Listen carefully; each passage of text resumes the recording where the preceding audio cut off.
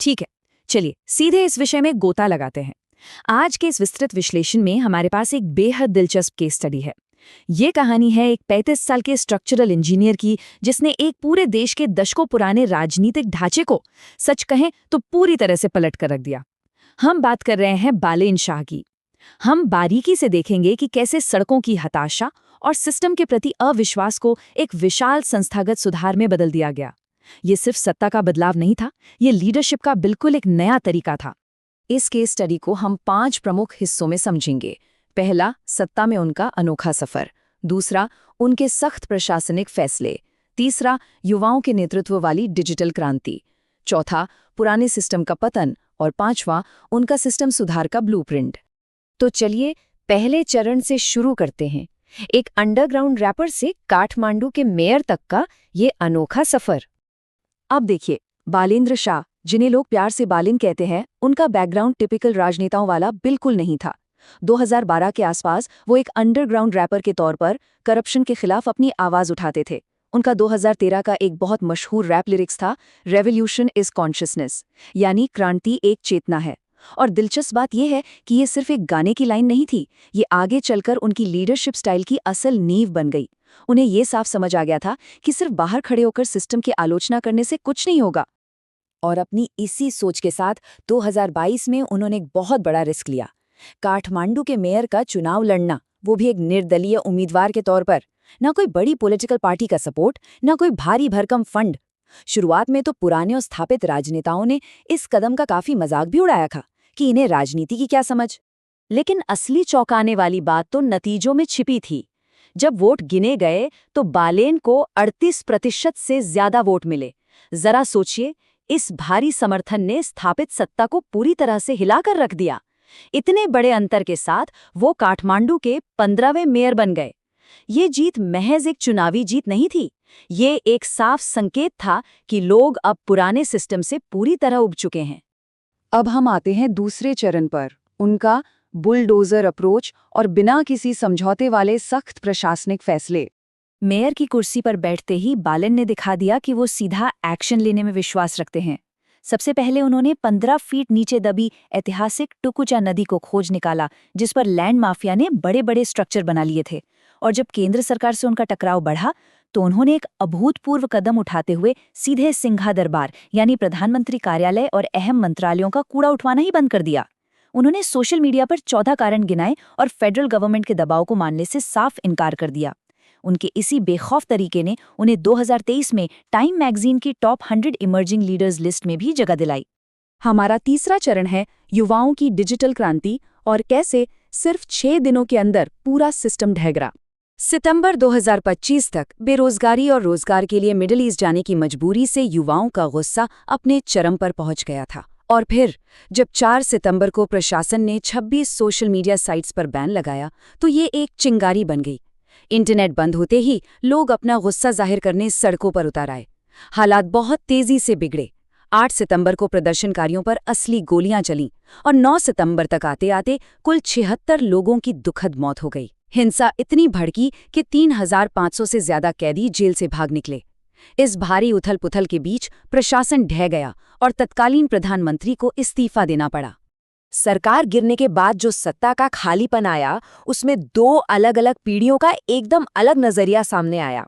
एक तरफ सेना और पुराने नेताओं का पारंपरिक तरीका था, वही बंद कमरों में मीटिंग्स जिसमें पुराने नेता और बिजनेसमैन शामिल थे।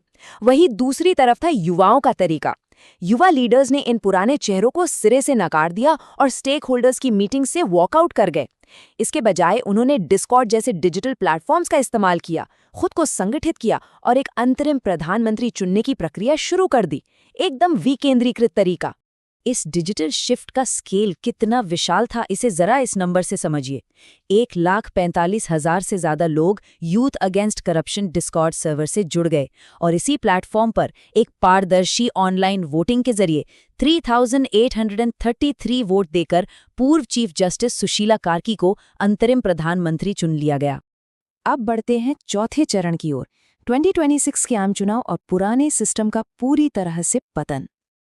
और ये आंकड़े बहुत ही शानदार तरीके से दर्शाते हैं कि बालिन की रणनीति कितनी सटीक थी। मार्च 2026 के चुनावों में बालिन शाह ने आरएसपी पार्टी ज्वाइन की और सीधे झापा 5 निर्वाचन क्षेत्र में चुनाव लड़ा। ये सीट 1991 से एक अजय गढ़ मानी जाती थी। लेकिन नतीजे, बालिन ने 68,000 से ज्यादा वोट हासिल करके पुराने राजनेताओं के वर्चस्व को एक बहुत बड़े मार्जिन से खत्म कर दिया। इस ऐतिहासिक जीत ने आरएसपी को संसद में 2/3 बहुमत के करीब ला खड़ा किया। और फिर आया 27 मार्च 2026 का दिन। बालिन शाह आधिकारिक तौर पर प्रधानमंत्री पद पर काबिज हो गए। मात्र 35 साल की उम्र में दुनिया के सबसे कम उम्र के सेवारत राष्ट्र नेता बनकर उन्होंने न सिर्फ इतिहास रचा बल्कि ग्लोबल लेवल पर युवाओं की राजनीतिक शक्ति का एक बहुत बड़ा प्रतीक भी बन गए। सत्ता में आते ही प्रशासन ने बिना कोई वक्त बर्बाद किए एक्शन लिया। शपथ लेने के ठीक अगले दिन 28 मार्च को पूर्व प्रधानमंत्री और पूर्व गृह मंत्री को गिरफ्तार कर लिया गया। उन पर सितंबर 2025 के विरोध प्रदर्शनों के दौरान हुई 76 मौतों के लिए आपराधिक लापरवाही के गंभीर आरोप लगाए गए। नए प्रशासन का संदेश बिल्कुल स्पष्ट और निष्पक्ष था। ये न्याय की बात है और ये स्थापित करता है कि कोई भी व्यक्ति कानून से ऊपर नहीं है। हमारा 5वां और अंतिम हिस्सा 100 पॉइंट एजेंडा, यानी सिस्टम को पूरी तरह सुधारने का ब्लूप्रिंट। सत्ता में आते ही पहली कैबिनेट मीटिंग में एक बेहद आक्रामक 100 पॉइंट एजेंडा पास किया गया। इन संस्थागत सुधारों का मुख्य लक्ष्य शिक्षा और शासन से राजनीति को पूरी तरह हटाना और सरकारी खर्च कम करना था। विश्वविद्यालयों में राजनीतिक छात्र संघों पर तुरंत बैन लगा दिया गया। संघीय मंत्रालयों को घटाकर सिर्फ 17 कर दिया गया। सरकारी कर्मचारियों के किसी भी पार्टी से जुड़ने पर सख्त रोक लगा दी गई। और तो और 1991 से लेकर अब तक के सभी राजनेताओं की संपत्ति की जांच के लिए एक हाई लेवल कमेटी भी बना दी गई। तो यहाँ सबसे अहम बात यह है कि ये सुधार सिर्फ फाइलों या कागजों तक सीमित नहीं थे। जमीनी स्तर पर भी बड़े सामाजिक बदलाव हुए। गरीबों के लिए सभी अस्पतालों में 10% मुफ्त बेड अनिवार्य कर दिए गए। बच्चों का मानसिक तनाव कम करने के लिए 5वीं क्लास तक के इंटरनल एग्जाम्स रद्द कर दिए गए। महिलाओं की सुरक्षा को ध्यान में रखते हुए 25 सेफ्टी फीचर्स वाली ब्लू बस सर्विस शुरू की गई। और सबसे बड़ा लक्ष्य 1.2 मिलियन यानी 12 लाख IT जॉब्स क्रिएट करना। मकसद साफ था, देश को एक सुरक्षित और आत्मनिर्भर ग्लोबल IT हब बनाना, ताकि युवाओं को रोजगार के लिए अपना देश न छोड़ना पड़े। इस पूरी केस स्टडी का गहराई से विश्लेषण करने के बाद हमारे सामने एक बहुत बड़ा सवाल खड़ा होता है। क्या पुराने जमे हुए सिस्टम को उखाड़ फेंकने का ये आक्रामक, तकनीक संचालित और युवाओं के नेतृत्व वाला मॉडल दुनिया भर के आधुनिक लोकतंत्रों के लिए एक ब्लूप्रिंट बन सकता है? बालिन शाह का ये सफर वाकई ये सोचने पर मजबूर करता है कि भविष्य में जनता की ताकत किस रूप में सामने आ सकती है। आज के इस विस्तृत विश्लेषण में हमारे साथ जुड़ने के लिए आपका बहुत बहुत धन्यवाद।